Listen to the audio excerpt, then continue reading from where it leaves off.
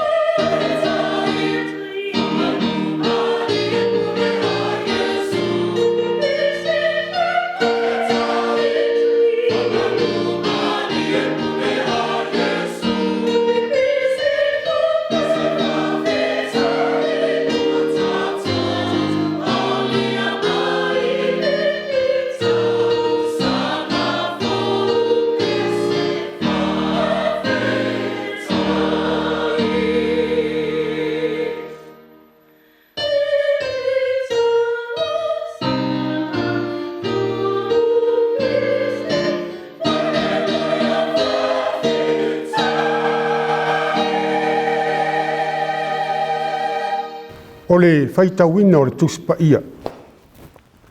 O le tusi filifilia mo le nei aso sa. O lo o maua mai lea i le whenga fou. Evangelia mareko i lona mata upu mua. E faitauina mai le foi upu mua se ia o i le sifuruma le lima. Mareko mata upu mua. Au te faitauina mai le foi upu mua. Se ia o i le foi upu e sifuruma le lima. Whaafonga maia i le awhionga pa ia a le atua. O le amatanga o le tala lelei ia Iesu Keriso o le alo o le atua. E pei ona tūsia i le tusia i Isaia le perofeta whauta. O te awina atu lau sa vali e mua atu i o luma. Na te teu te ua lo wala. O le leo le walanga i le vao. I nā teu ia o tau le ala o le eri. Ia wha sa sao o nāla. Wo o mai o ane le papatiso i le vao. Ma tā la ia tuai le papatisonga o le sala mō ina ia wha amangalo ina angasala. Ua atu fo i le nu umo i utaia i a te ia a toa matangato i Jerusalema. Ma ua papatiso ina i la tau uma e ia i le vai tafe o Yoritana. Ua ta'u atu a la tau angasala. Ua ofu i o ane i le furu kamela. Ma le fusi pa'u i lona suru ngā titi. Au ana me ai o se a kerise ma le meli vao ia. Ua tāla i atu ia, ua whaape atu. Olo o muli mai le tasi e sili o ia i atea. O te lea o ngā e puno wifo matatala le nonoa o na se e vai. O au nei, ua o upapatiso atu i ate o tau i le vai. A o ia, na te papatisoina o tau i le anganga pa ia. Ona po ia ua maliu atuai Iesu mai Nasareta o i Galileia. Ua papatisoina foi o ia e Ioane i Yoritana. Ua maliu ai o ia na i le vai. Ona i loa le e ia o le langi ua masae, ma le anganga ua fio ifo i ona lunga e peisa i se lupe. O mai fo i le si ufonga mai le langi, ua whaapea mai. O lo ua tali i pele oe, o te fia i a te oe. O na vea loa ai lea o ia e lea nganga i le vao. Sa iai fo i o ia i le vao e, i po e whaanga fulu, ua whaaoso ina e sātani. Sa iai mamanu fe ai, sa au auna fo i a ngelu i a te ia. Ua tuuina atu Ioane i le whare pui, ona maliu atu leo Iesu i Galileia, ua tālai atu ai le tala lelei i le atua, ua whaape atu. Ua o mai ona pō, ua lata mai le mālo le atua, i nā sala mō ia, ma whaatua i le tala lelei. Ia whaamanuia tele mai le atua, i la au tau whaafonga ma le tātou whaalongolongo i lana whionga pa ia. Ia tū mau i le atua poto e to otasi o lona lava viinga. Se ia o i le whaavavau lava. Amen. Tātou wifo matatalo i le atua. Le atua mamanae, o le atua lava la ua fio o ananafi, o le aso o ataea o lava i elua. O le atua la ua fio o le alofa fua, ma le alofa muti vale. O le atua o le ou le mana, ma le malosi umalawa. O la ua fio o lo mātou malu a papa, ma le talita, e malu ai le fō launga i le nei olanga. O le nei fo i tae ao, ua mātou whaamanuina lo suafa pa ia. Ma vatu la mātou taulanga whaafitai, e tu sa malo alofa, malo wanga le lei wa tele naua. Whaafitai le nei tae ao manuia, o le aso salo na tolu o le nei tausanga, ua malei fua mai ai, ma ala wha i mailau e kāle sia mau tangata, i whanunga le lei o le aso fou. Whaafitai ua tuana i atu le nava i aso i le tele o fuafuanga sa whenga iai. I ia lo suafa pa ia, ona o lau e kalesia kerisiano, ua mātou mafuta whaatasi ai i le loto e tasi, male anganga e tasi.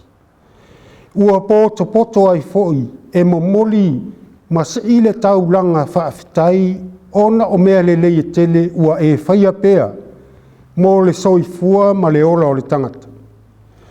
Whaafitai ona o le neia so fou. Ua e whaau popo ma fōai, a o aso foi o ma vai o le nei tausanga i la mātou fōlaunga tau amata. O nisi foi, ua toe amatali ai au mga luenga masani. A o nisi, o lo o whenga i pēa ma mālolonga. Whaafitai ona o le tāpua inga mau anai mātua, i ta māma tina mātutua, o lo o tui le muli papanga, a o alo whaiva o tangata i whi au mga luenga masani ai, i le aso ma le aso. Whaafitai i lo lavea ino i mātou mai whaafita uli, ai meise o le fili e la matia ai le ola. Vi ia la ua fio, ua saonga le mū le amatanga o le nei tausanga, ona o lo walofa la vea. E ui o iai nisi o maua i ngase ma maitu mau. Ai meise foi o tamā matina mātutua, ua le toe ato o toa le mālosi, ona ua pula la ngoto fo i le soifua ma le ola. Ai whaafitai o lo maua pēa le mālosi, e le ngata o le tino, ai whaapea fo i le māwhau ma le anganga. I ia lau fio, ona o le tele o au mea lofa, ua foa i fua mo le tangata. O tāleni ese, ua whaatāleni nai i mātou. Ai maise o lou tu ua wanoa mai pēa, ia i mātou o lau lava whānau. E whaamanuina lau a fio, ona o le ola ma le mālosi whaafauina i le tino, le māwhau ma le anganga. Ua mawhai ei ona whaauau la mātou au nanga i lau a fio. E ala i tofinga ese, ua e vala auina i ai o mātou tangata ta i tōtasi. Whaaftai tele lo mātou atua, ona o le ola o foina atu, o lo o au auna ma tau tua ai o tangata, ma ngā lulue ai i lau e kālesia, ai mese lava o tamā matina mātutua. E whaamanuina lau a fio, ona o le fōwhanga mātango fie, o le lau ele fo i o lo tutupu, ma ola le lei ai whaatoanga ese. O ngā tai whale o lo o whaatumulia i whi ngota ese, whaatasi ei ma le ea fou, o lo o mātou maua mai i le whetū wha inga le tangata ma lau fōwhanga pa ia. Leli ie, o nei whaamanuianga uma ua mātou taria ina ma le anganga whaafitai. Ma ua mātou whao ngā ina, tausi ailo mātou wola i le tino, ina ia maua pēa le mālosi, e whaatino ai lou finangalo. Mātou te vi iala ua fio, a wao o maua pēa e sā moa na lua, o lou lava file mu. A wao o mātou whaalongo ina, ma mata i whaasaralaunga, i le whetau wai ai, o nisi o mālo le lalolangi. Ua whaaleanga ina ai a inga, ma mau ai le tele o soifua. O nisi fo ia tu nuu, wa fia i whaalave whaale nātura. O nisi fo i o lo saisai tia, maolo palaina, ona o pule anga lea mi o tonu wa nisi tangata. O nisi fo i, o lo o fia ai ma fia feini. Ai whaaftai tele lo mātou tamaa. O lo o mātou maua pēa le toa file mū mai lau fio i le neitu o le kelope. Whaaftai le li ie ona o le tuspa ia, o lo o mātou maua i upo le ola. Vi ia lau fio anganga pa ia, o lo o ao taita ina pēa le soifua ma le ola o lau whanau. Ai maua lunga pēa le anganga whaaftai, ona o le taulanga tōngi ola. na saunia e lau lava afio e ala i lou lava lo pele o Iesu Keriso ma le faaolaina o tangata uma. Ia tu mau pea le vi inga i lau fio le atua poto e toa tasi o le faamanu ma le faano tanga e o i le faavavau e faavavau lau. Le ali ie le atua e o lo o i lau fio le ola. O lau fio foi e te faamangaloina le tangata mai le tele o angasala. Mātou te o atu ai i lau fio mau mātou loto faamaulalo ma tau tino atu o i mātou o se whanau angasala i lau silafanga pa ia. O le tele lava o aso ua lea i lava sa mātou tū po o se anga fo i wa tonu masao i lau silafanga pa ia. E mai lava i mānatu na tunga o mātou loto e whaapea fo ia mātou ngā luenga whaatino. Mātou te tau tino atu lea li i. Wa ngasala i lava i mātou. Wa mātou to i lalo pea i vai inga mato ina naunga o le nei olanga i le tele o tei. Wa tele fo ina mātou manatu ma manatu whaatau vaailo mātou wola au auna. Ma le ola ofo ina atu i lau fio, ina ua mātou le whaia ma le wha maoni. Fe au ma ngā luenga ua e tofi, ma wala au ina iai o mātou tangata. O le telefo i o taimi, ua mātou au ngatata, ma whaatala le whai tau le tusipa ia. Ma ua mātou le langona ina foi, le winga ma le tā ua o aua fionga. E pei o na mātou whaalongolongo iai. O telefo ina mātou te ena ma le langona ina le musunga lawa fioa nganga pa ia. Awa ua whaasili lava ia i mātou o mātou lava mana. Ua whai ma awala ua mātou tu ina naua i lava i le whaia o le angasala. Ua mātou ave fo i le whaamuamua i o mātou lava mana o whaiva vale. Ai whaatua nai lau fio ma le tala lele. Ua whaalia pea o mātou winga le ana ma le whaaloalo i le tele o taimi o lo mātou ola. Ua whaatino ina foi o mātou tofi o tiute ma ngā luenga. I lo mātou mālosi ma le iloa. Ai whaatua nai lau fio ma le musunga alo wanganga pa ia. Ua tupu tele lo mātou le whaalongo, ma le leu si ustai e mātua. O i la tau, o loo iai le poto ma le tō whā mai lau fio. Ina ua mātou le maua le loto maulalo. E whaalongo matalia ai whautuanga le le. Ua whaalia le whaamaualunga, ma le whaafia ata mai. O neiva inga uma, ma le tele lava o nisi winga, o a mionga ma ngasala o loo mātou whaiapea. Ua tau valea ina ailo suafa pa ia male ka lesia. Leli ie, o mātou whaatu ese i lau fio, se ia lofangia ma wha ngalo mātou leanga umalaw. O lau fio fo i e tonu ma sao ai o mātou loto, awa o lau fio le atua ami o toni, o le atua alofa, ua talitonu ma whaatuatua i le whaolatanga na saunia e lau lava fio, e ala i lou lava lo pelo Iesu Keriso. Ia vea foi Keriso e whai ma whaavae o lo mātou wola o foi natu, i lau fio, a wā o le whaavae tū mauma mausari, e o lava i le whaavavau. Lo mātou atu ae, o lau lava fio e maua ai i mātou whapea le lalolangi a toa le manuia. O mātou tatalo se i alofangia le lalolangi maona whaingata. Ai maise o le nei whaamai o lo pepesi ai. O nā o lau fio lava o le fō mai sili. E maua ai le vai fō. Ma mapu ai le lalolangi a o lavea. O lau o fio fō i e mapu ai le whewata wai. Ma le tele o vevesi, ma whaalave tutupu ua awhia i le soi fua o lau whanau i le lalolangi. Hoi mātou foi, o lo tau mia i la tau, ia i asa o loto, ona o whainga sa wā nisi ma le wha maua lunga o le tangata. Le ri, mātou te talo i o iai lou mana la veai, ma lou alofa le ma vai. Ina ia o lātou maua se māpusanga whaapea le ola sa o loto, mai mawhatianga ma pua ngā umalau.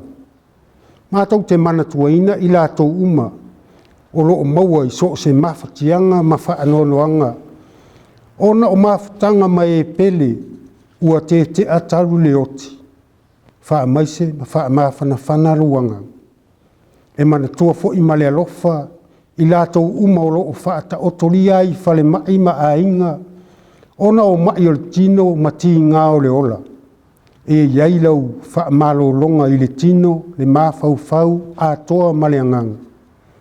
O i lātou uma fo i o i whale pui, ona o sori ngā tūla whono, ia maua i lātou le salamo moni, ia maua le anganga o le mafuta atu i lau fio, e maua i le ola whaafouina.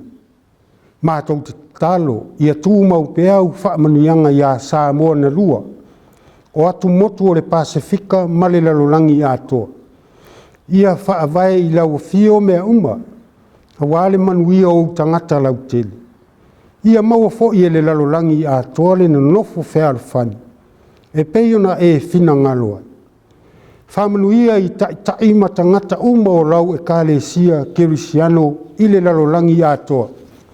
Ia maua le poto ma le atamai mai lau fio, e whaia ai mea sili, ma whaia mea tonu ma le sao. A wale manuia o lau e kālesia, whaapea le ngā ruenga whaamisi o naro i tue fia o le neikelo. Whamanuia i le pule ali i ma whai pule, o le tāpua inga fo ia a inga o nuu ma e kālesia. Ia whaamanuia lau o fio i whi au ma ngā ruenga le lei, o tiute ma whaiva ese o lo o pūna nou, ma whea ngai ai ma o tangata. Leli e, se i whaatū mauina au whaamanuianga i lau e kālesia nei, e a mata mai lava i e mātutua, se ia o lava i whanau laiti. Se i whaamanuia i fuafuanga ma ngā ruenga whai o le nei tausanga, ia maua lea nganga o le ngā lulue whaatasi, o le pulu lima ma le whelangolango mai, e ma whai ai, o na whaataunu uina ngā ruenga li lei mō le manuia, a ia maua lunga i le vi inga o lau o fio. Se i elo whangia nai tina maitanga, o whai lele ma pepe, ia maua le malosi, a wā le tausinga, ma le whaafai lele ina o le oloa tau. O nisi o lau e kālesia, ua le mawhai o na mātou whai tāpua inga whaatasi ona o ngase, o tī ngā o le ola, o mai tū mau o o tau i pēa mai i lātou. Ia māfutaina e lou lava mana whaamalo. Awa wana o lau a fio e maua i le mālosi ma le ola whaafouini.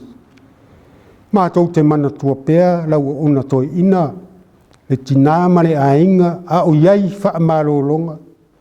Se i whaamanuia lau a fio i fuafuanga uma, ma ia mātou toi māfuta i se lao lumana i lou lava anga lele. Pe a mātou whaalongo foi i le upu fola o le nei tae au, ia mana mea uma i le au whaatasi mai o lau a fio nganga pa ia. Hawa o maia i se ala whaingo fie mātou te malama ai mai loa tonu, lou fina ngalo whaali mai mo i mātou.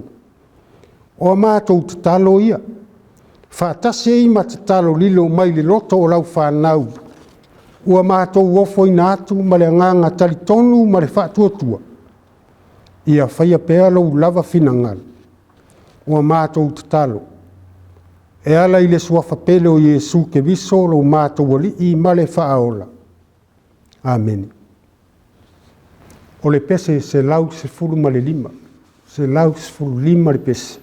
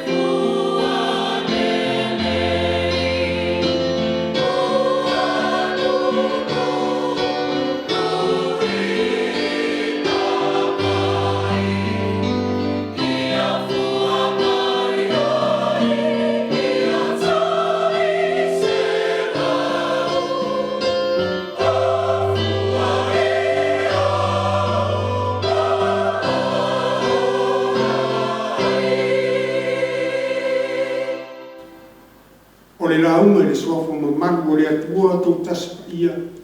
Amen. Ua maua le matua i le tusi sa faitauina. Evangelia Mareko mata upu mua. Au whaonga ina le foi upu mua e o le foi upu e tolu. E whapea. O le amatanga o le tala le lei a Yesu Keriso o le alo o le atua. E pei o na tuusia i le tusia i Isaia le profeta. Whauta. O te awina atu la usa vali e mua atu i o luma na te teu te uala uala. O le leo le walanga i le vao. I nā te uia o tau le ala o le. O le manatu au tu e peo na au maia i le neia susa. E whapea. O le tangata e mua mai. O le tangata e mua mai. E tō sa i matala ke nesi. Na whaia e le atua le langi ma le lalo langi le amatanga. Na ia whaia fo i le tangata. O le pale ali i o ana ngā luenga mamani. O le atua fo i. O ia o le amatanga ma le ngātaanga. O le na mua ma muri. O lona winga. O le atua na whaamaite. O le atua fo i na mua. O ia lava na amatamea. E tusai ma le amatanga o le tala Mareko. O ia toe au mai ai le moli mau na tūsia e le profeta o Isaia. Whauta, o te au ina atu lau sa vali e mua atu i o luma na te teu te ua lo wala. Wa toe whaatepa e Mareko le tangata i le alofa tau muli ma le alofa tuli loa o le atua. O le atua whai mea le lei na te whaia mea sili e tā pena le lei ai mise o lona whaamaoni le tangata. Na te le i tū lāfua ina fo i le tangata e whano i le angasala ai au ina mai le sa vali e teu te ua le ala o le ri. O lona fina ngalo tū tasi lea ia maua e tangata uma le ola ai aua lava ni whano ma ngoto atu i le leanga o le angasala. O le atua tau muli sa tapisa i le au profeta i le amatanga a o lea fo i ua amata ai Mareko. Ua amata i le tangata e mua mai. Ua si pela mata tele mai ai e Mareko le alofa la vea i o le atua. A o whaatūlanga ma whaanga solo ai le ngā ruenga whaaola le di. O le alofa o le atua e amata i le tangata e mua mai. O le sa vali na te tāpena ina le tangata. Ia whaamama le loto ma tai ese mai le leanga o le angasala. O amionga leanga ma ala pongi sa o le tangata o olai. Ai le ia fio mai le silsili i lo le tangata na mua mai. O le tangata la e mua mai ua nā o se au auna na te tapena ina le loto i fale o le tangata ma whaasino i le mea e manuia. O le wala au alofa ma le leo e alanga pea ma tau longo ia whaia le ami o tonu ma le whaamaoni. O le amatanga o le tala le lei ia Yesu Keriso o le alo o le atua. O le upu mua lava lea napa mai le fufonga o Mareko le a au tusi. Atu tō lai le loloto. O upu ua pa mai le fufonga o le atua. A o upu ua fafola mai ai le au tū ma le whaavae. O le ola toe amata ma le ola toe fuataina o le tangata mō le ri. E tolu mea te tele ia ua whaapula mai e Mareko. Mua. O le amatanga. Lua, o le tala le lei ia Yesu Keriso. Malona tolu, o Yesu Keriso, o le alo o le atua. O le atoanga le nā o mea ua whaananau iai Mareko, e whai ma whaawai papa ma au tū o lana tustusinga. O le au ma le whaapongai e whai ma manu lau tī e tau lai ai lana mōri mau.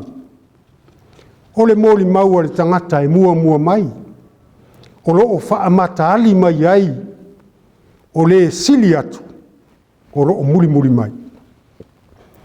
O le tala le lei ua ta oto le ala fua. E le ngatala o le tangata e mua mai. Ai sili ai le tangata e muri mai. O lona winga.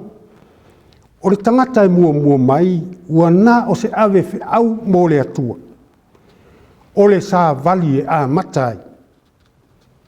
E tā ua la le a matanga i le manatu o mareko. Ua ia toi si ima iai le mōri mau o le perofeta o Isai. O le mōri mau ua tau nu upu le atua. O te auina atu lau sa vali e mua atu i o luma na te teu te ua lo wala. O le fesili. O le ase tā ua a o se wha manatu o mareko i le amatanga. Ioi. Ua mōri mau wha tasi le whenga inga tuai ma le whenga inga fōu. O le atua o le amatanga. O ia fōi o le wha pongai. O na wha pele o mareko. O le amatanga o le tala lelei a Yesu Keriso o le alo o le atua. O le auina maila o Ioane le papatiso. O le amatanga o mea te tele o le ataunu ma muri mai. Ua manino ai foi o le Mesia o le li o Yesu Keriso. O le alo lava o le atua. O lo o fotua i mai ma o le a fio mai. Ua tātou manino ai foi ma malama i le ata o le atua wha ma ite i mea sili mo le tangata. O le atua e whaamaoni i ana saunoanga ma whetalainga. E whaamaoni i polo inga ma tautinonga. Al tasi leo whaamanatu o loo afi whaatasi ma whaapupula mai e mareko. Aua ne ngalo i le tangata. Aua foi o le tasi leo o a mio ua masani ma ua mafi e le tangata i le neiolang. O le whaamaoni. E le savali ma le ola i upu matala. E fia e whaalele ai lei loa o na mai tau. E sua malie fo i le tautino ai ona ma aunga tae savali ma whaatino.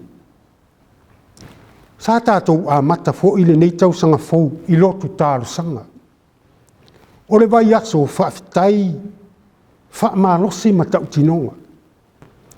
O le vai tau o upu ma tautinonga. Ai peita. E whainga tā tele o na savali ma whaatino. Ioi. E le whaapena le atua lea tātou te au auna iai.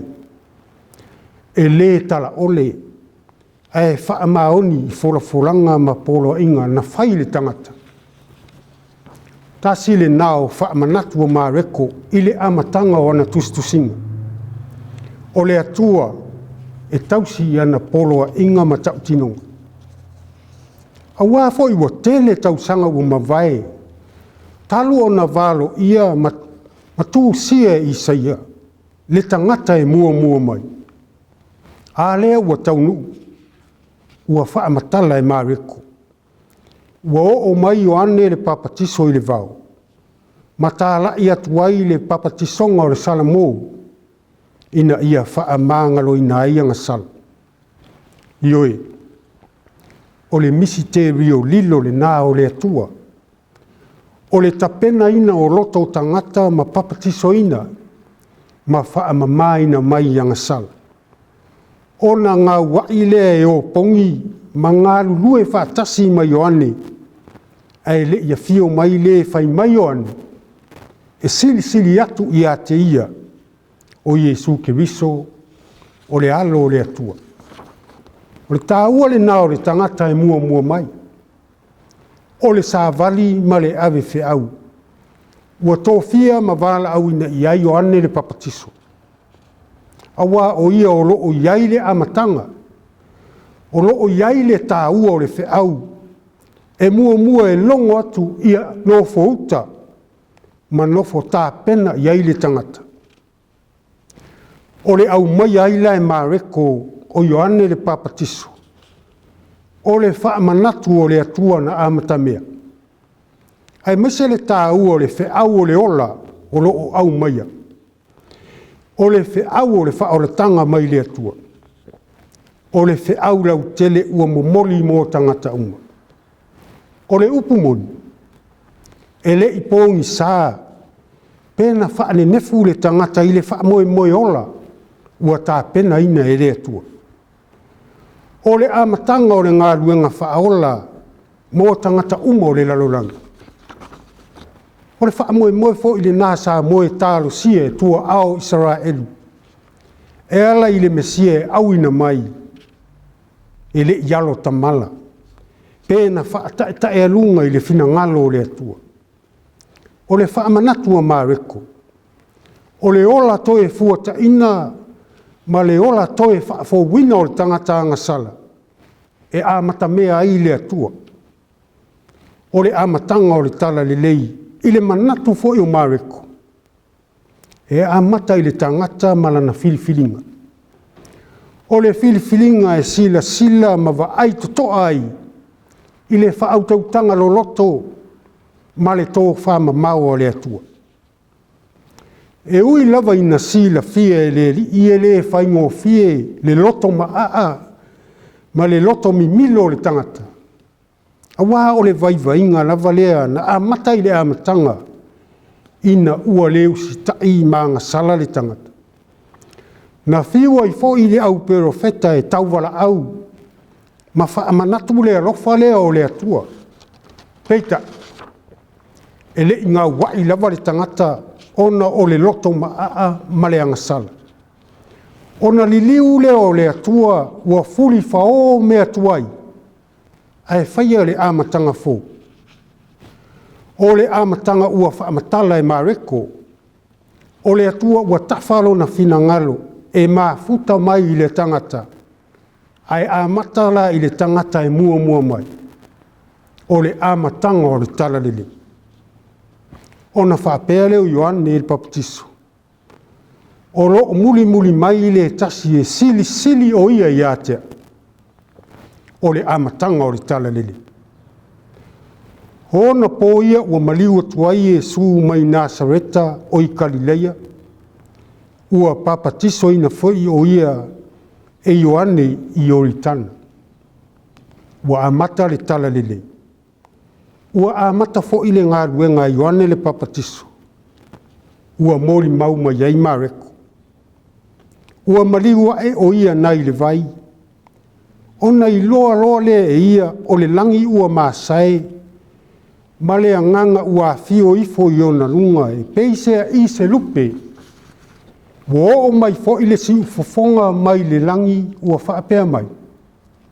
O lo ua tali i pele oe. O te fia i a te oe. Le ka le sia ma le au whatutua i le neitai au. O i tātou o le whanau pele a le atua.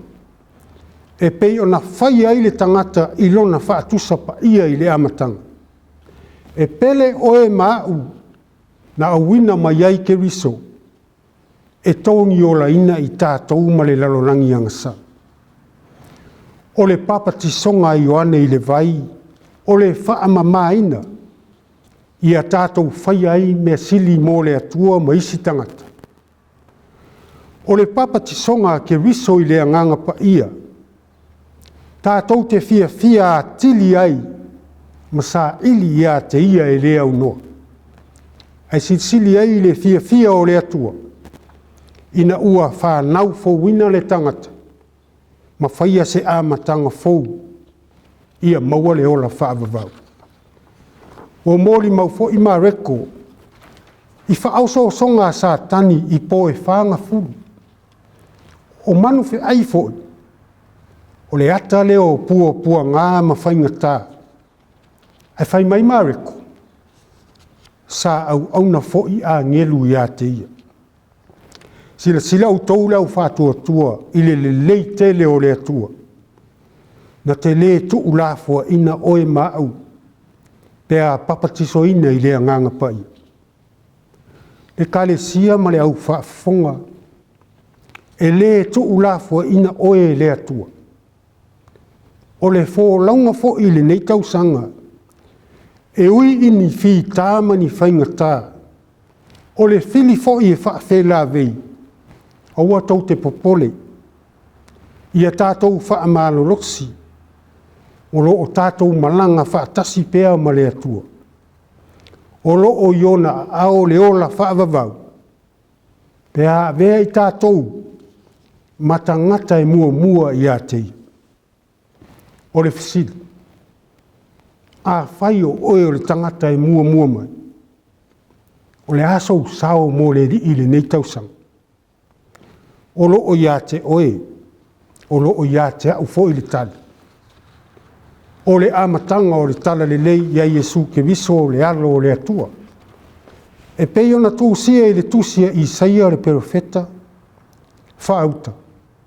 O te auina atu lau sa vali e mua atu i olungu. Na te teu te ua lo wala.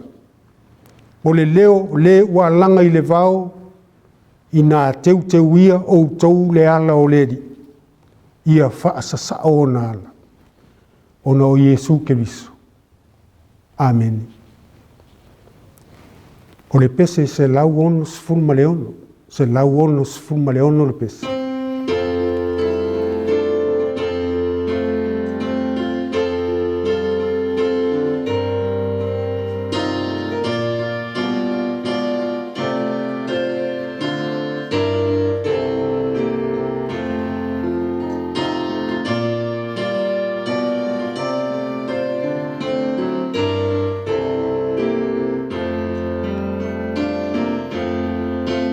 Oh,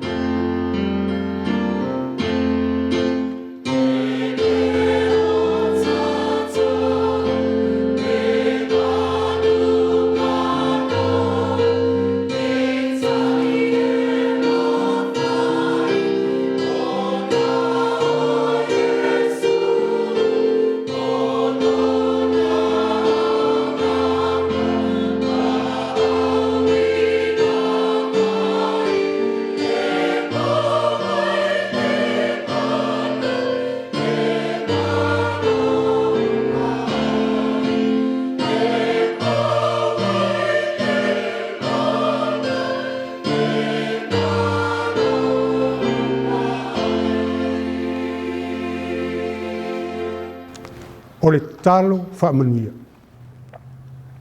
O le manuia ma le file mua o lau fio le atua silisili ese. Le alofa sa ili mai o lau fio Iesu ke viso lo mātou wali i whaola. Ma le mafutanga lilo ma lau fio nganga pa ia. Ia tu mau pe i lungo lau e kalesia.